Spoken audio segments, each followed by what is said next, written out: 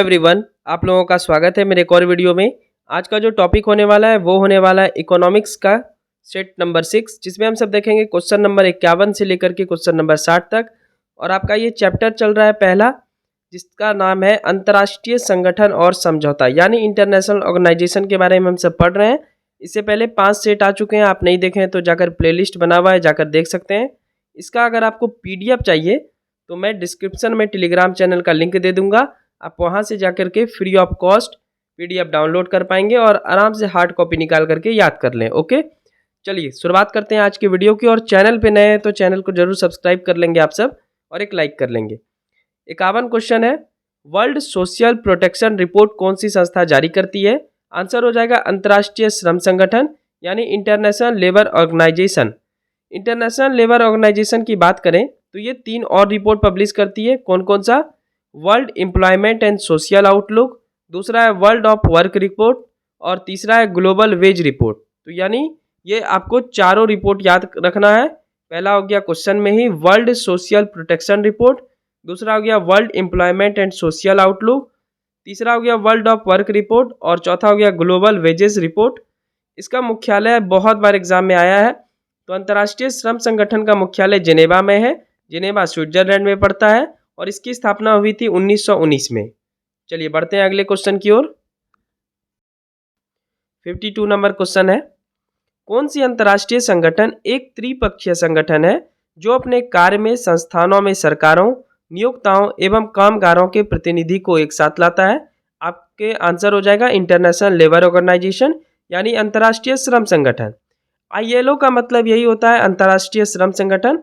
ये 3 चीज पे काम करता है, workers, employer and government. Actual में ये सरकार और श्रमिक के बीच में समन्वय स्थापित करने का काम करता है। समन्वय का मतलब ये है कि ये देखता है कि सरकार कहीं श्रमिकों का ज़्यादा शोषण तो नहीं कर रही है। इसके अलावा ये श्रमिकों को रोजगार मुहैया भी करवाता है सरकार के द्वारा, तो इन सब बातों को ध्यान में रखता है। इस संगठन की उत्पत्ति किस संधि से हुआ था? इंपॉर्टेंट क्वेश्चन बनता है। तो इस संगठन की उत्पत्ति 1919 के वर्सराय की संधि द्वारा हुई। इस संधि द्वारा प्रथम विश्व युद्ध के अंत की घोषणा की गई। यह संगठन श्रमिकों के शोषण के ऊपर भी ध्यान देता है, जैसा कि हम सब बात कर लिए, और रोजगार तो मुहैया कराता ही है। बढ़ते हैं अगले क्वेश्चन की ओर। नेक्स्ट क्वेश्चन देखते हैं 53 नंबर, अंतर्राष्ट्रीय श्रम संगठन को नोबेल का शांति पुरस्कार कब मिला? इसका आंसर हो जाएगा 1969। अंतर्राष्ट्रीय श्रम संगठन द्वारा चलाई जाने वाली प्रशिक्षण कार्यक्रमों को ध्यान में रखते हुए तुरीन में एक अंतर्राष्ट्रीय प्रशिक्षण केंद्र की स्थापना की गई। तो इसका जो ट्रेनिंग वगैरह होता है वो सब यहीं पे होता है।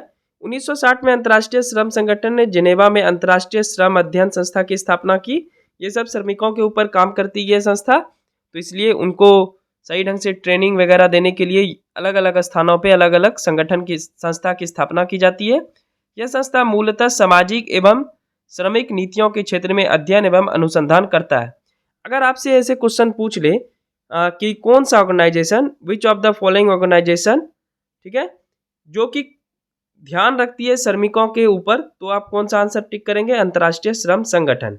ठीक है, तो हम सब स्थापना देख लिए, मुख्यालय देख लिए, क्या काम करता है, कब नोबेल पुरस्कार मिला। एक क्वेश्चन और देख लेते हैं। चलिए नेक्स्ट क्वेश्चन देखते हैं, किन संस्था का उद्देश्य श्रमिकों के कार्य दशा में सुधार करने तथा उनके जीवन स्तर को ऊंचा उठाने के लिए बना है? तो इसका आंसर हो जाएगा अंतर्राष्ट्रीय श्रम संगठन। इसका कुछ और भी कार्य देख लेते हैं। तो यह संगठन उद्योगों में कार्य के घंटे, यानी कोई भी श्रमिक कितना घंटा काम करेगा, 8 घंटा जैसा कि बात किया गया है, तो 8 घंटा काम करेगा, कहीं उससे अधिक तो सरकार नहीं करवा रही या कोई अन्य प्राइवेट संस्था तो नहीं करवा रही, इस पर भी नज़र रखता है।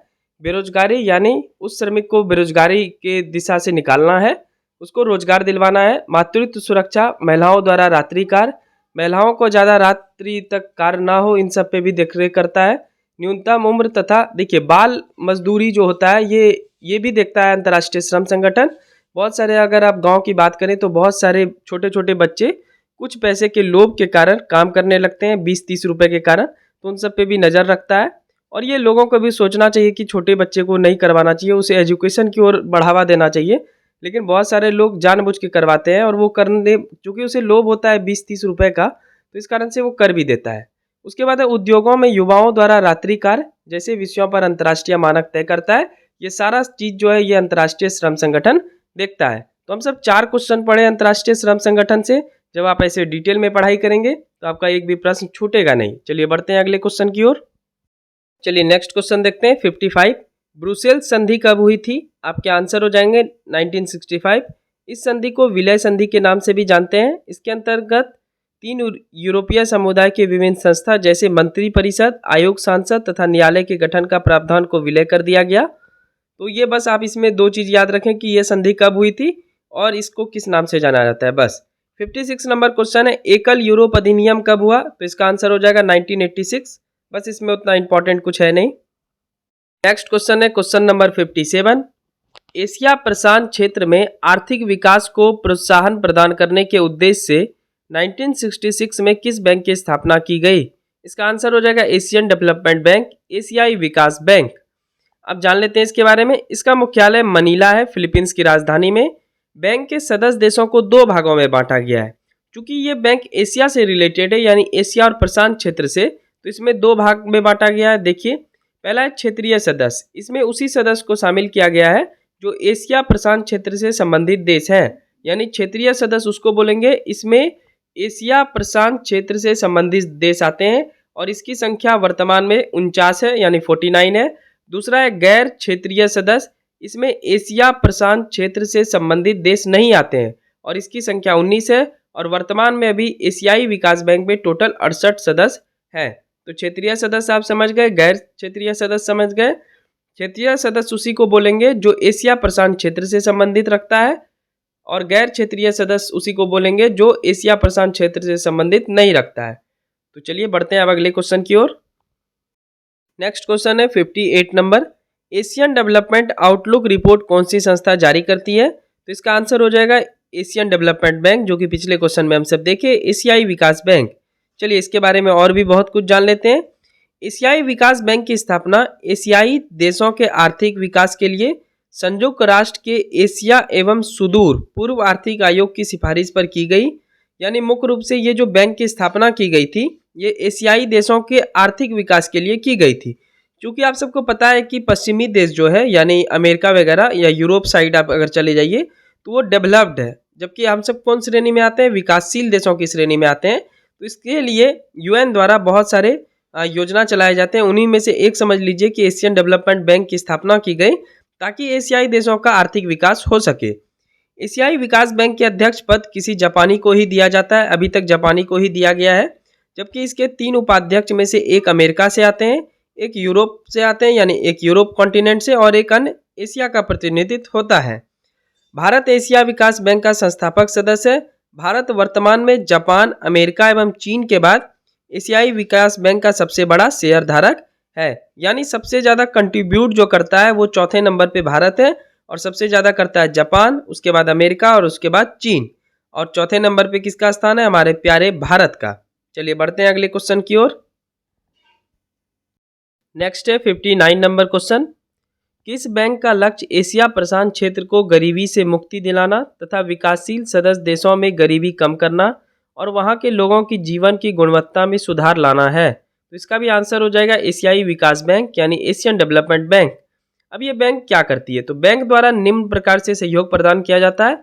एक तो ऋण, आप लोन ले सकते हैं, थोड़े अधिक समय के लिए ले सकते हैं या कम समय के लिए ले सकते हैं, तो यहाँ से आपको लोन मिल जाएगा सदस्य देशों को। दूसरा है अनुदान, ग्रांट्स। एडीबी द्वारा बीच बीच में कभी अनुदान दिया जाता है बहुत सारे गरीब देश को, ठीक है, आप उसका इस्तेमाल अपने विकास के लिए कर सकते हैं। और तीसरा है तकनीकी सहायता, टेक्निकल असिस्टेंट। ये क्या होता है? तो आपको तकनीक के जरिए विकास करने के लिए भी सुझाव देगा एडीबी, क्योंकि तकनीक मायने में जब आप तकनीक का यूज़ करते हैं तो कोई भी काम आसान हो जाता है। तो इन सबको भी देता है, तकनीकी सहायता प्रदान करता है एशियन डेवलपमेंट बैंक। तो ये काम है इसका। तो आप एक बात याद रखेंगे क्वेश्चन में कि जैसे ही एशिया प्रशांत क्षेत्र अगर पूछेगा तो आपको याद आ जाना चाहिए एडीबी, यानी एशियाई विकास बैंक। चलिए बढ़ते हैं अगले क्वेश्चन की ओर। चलिए एनसीईआरटी आधारित इकोनॉमिक्स के प्रश्न और उत्तर का सेट नंबर 6 का आखिरी क्वेश्चन। क्वेश्चन नंबर 60 है, यूरेशियाई आर्थिक संघ का गठन कब हुआ? आंसर हो जाएगा 1 जनवरी 2015। सदस्य देशों की संख्या 5 है, रूस, कजाकिस्तान, बेलारूस, अर्मेनिया और किर्गिस्तान। उद्देश्य है व्यापार मुक्त क्षेत्र की स्थापना करना, यानी इन 5 देशों के बीच जो टैरिफ्स को लेकर के बहुत ज़्यादा होता है उसे मुक्त कर देना है। टैरिफ समझते हैं आप सब, जैसे कि मान लेते हैं कि भारत जो है कुछ अपना सामान चाइना में बेचना चाहता है, लेकिन चाइना वाला टैरिफ इतना बढ़ा दिया है। फॉर एग्जांपल जैसे कि एक फ़ोन भारत का है 10,000 का और उस पे टैरिफ कर दिया चाइना 100%, तो यानी 10,000 का 100% 10,000, यानी अब 10,000 का फ़ोन जो चाइना में बिकेगा वो 20,000 में बिकेगा, तो भारत का कोई फ़ोन लेगा ही नहीं। सेम भारत भी करना चाहिए, टैरिफ बढ़ा के रखिए, लेकिन इससे व्यापार सही ढंग से नहीं चलता है। तो इसके लिए जो समझौता होता है उसी को बोलते हैं व्यापार मुक्त क्षेत्र की स्थापना करना।